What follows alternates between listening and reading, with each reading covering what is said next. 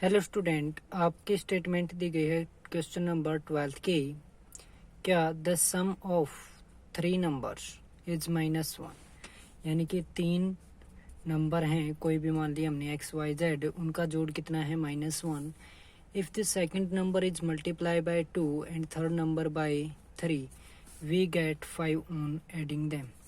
यानी कि क्या कहता है कि दूसरा नंबर आपका क्या है, if the second number is multiply by 2 and third number by 3, यानी कि दूसरे को 2 से मल्टीप्लाई, तीसरे को किससे 3 से मल्टीप्लाई कर दें तो we get 5 on adding them, तो उनको जोड़ने पे हमें 5 प्राप्त होगा। If the third number is subtracted from the sum of first and second number, यानी कि पहला नंबर और दूसरे में से क्या कर दिया जाए कि थर्ड नंबर को सब्ट्रैक्ट कर दिया जाए तो हमें क्या प्राप्त होगा, -1। Find the number using inverse of matrix. तो आपको क्या करने हैं, जो नंबर हैं वो फाइंड आउट करने हैं, किसका प्रयोग करते हुए, मैट्रिक्स फॉर्म का। तो सॉल्यूशन में होंगे कि आपके x y and z denote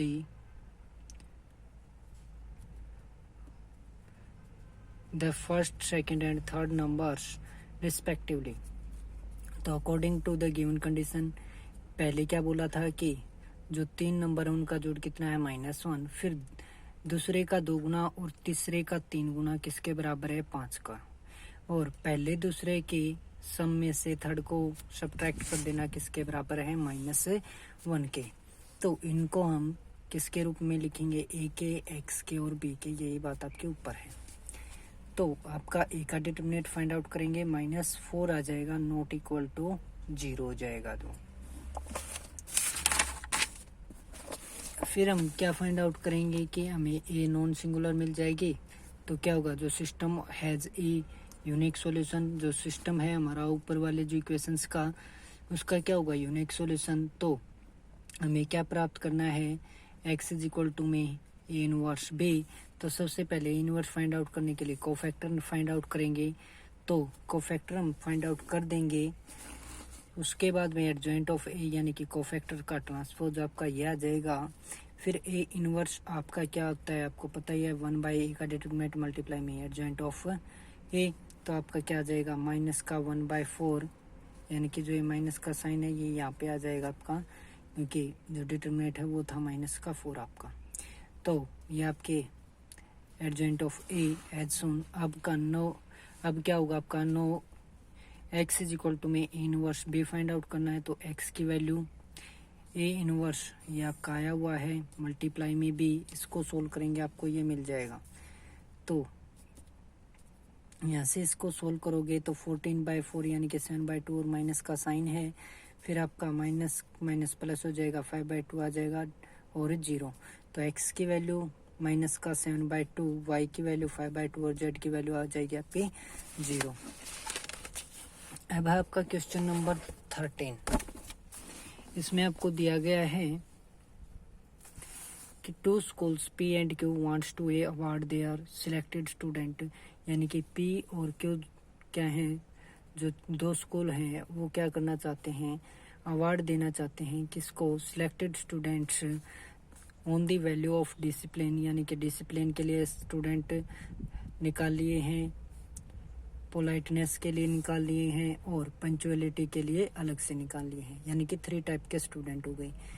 तो P wants to award rupees X, Y and 10 each for the 3 respective values, यानी कि जो P है वो क्या करना चाहता है, X, Y और Z रुपए के जो अवार्ड हैं वो खरीदना चाहता है, respective values to its 3, 2 and 1, यानी कि X वाले 3 और Y वाले 2 और Z वाले 1। तो उसके रुपए लगते हैं कितने, 1000। स्कूल क्या है, वो क्या करना चाहता है कि रुपए स्पेंड करता है, यानी कि खर्च करता है कितने, 1500, जिसमें क्या है 4 अवार्ड, एक हैं, एक अलग है और 3 अलग हैं। तो रिस्पेक्टिव वैल्यूज आपको क्या करना है, if the total amount award for the 1 prize on each value of ₹600, यानी कि क्या बोल दिया, टोटल जो अमाउंट है अवार्ड्स की यानी कि एक्स वाई और जेड रुपीज़ की वो कितनी है, 600 रुपये है। यूजिंग मैट्रिक्स यानी कि मैट्रिक्स का प्रयोग करते हुए आपको क्या करना है, find the award money for each value apart these values suggest one more values for award।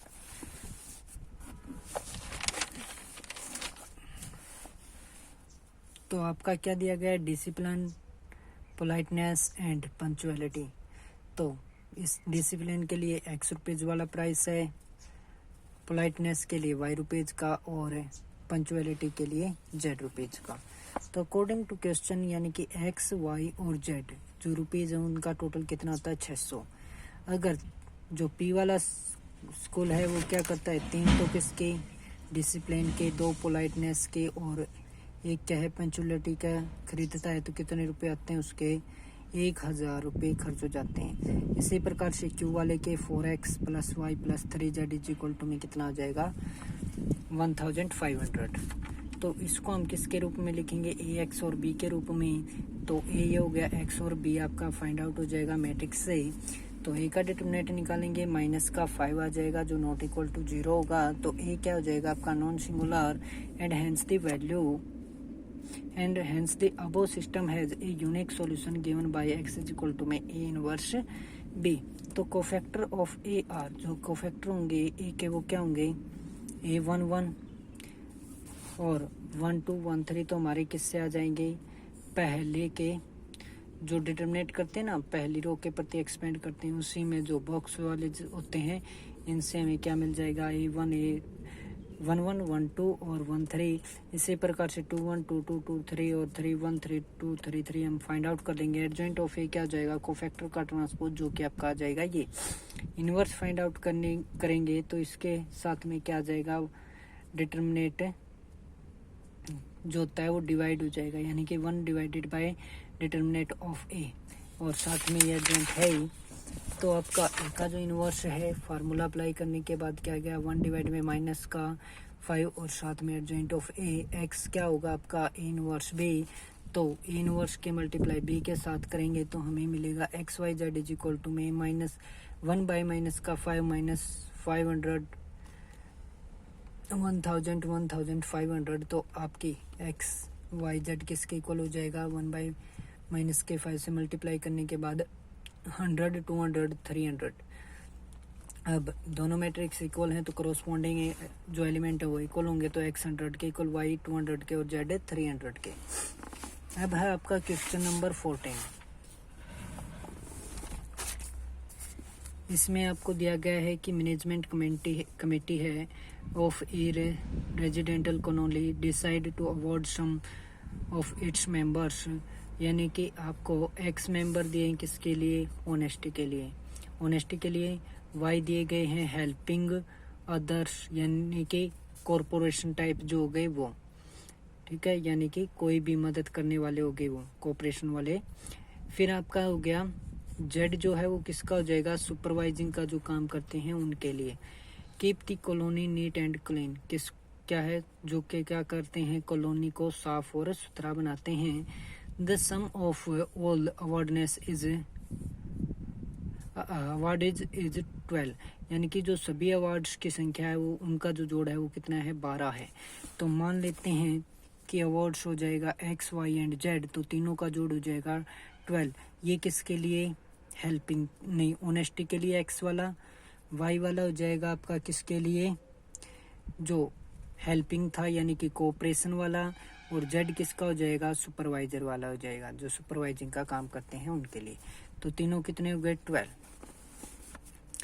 अब है आगे आपका 3 times this sum of awards cooperation and supervision added to 2 times the number of awareness for honesty is 33, यानी कि क्या कहता है 3 times of किसका, कोऑपरेशन। कोऑपरेशन वाला कौन सा था, वाई वाला, ये कोऑपरेशन का, ये सुपरवाइजर का और ये ऑनेस्टी वाला, ठीक है। इसमें हेल्पिंग भी होती है, ठीक है, यानी कि कोऑपरेशन वाले में क्या होती है, हेल्प।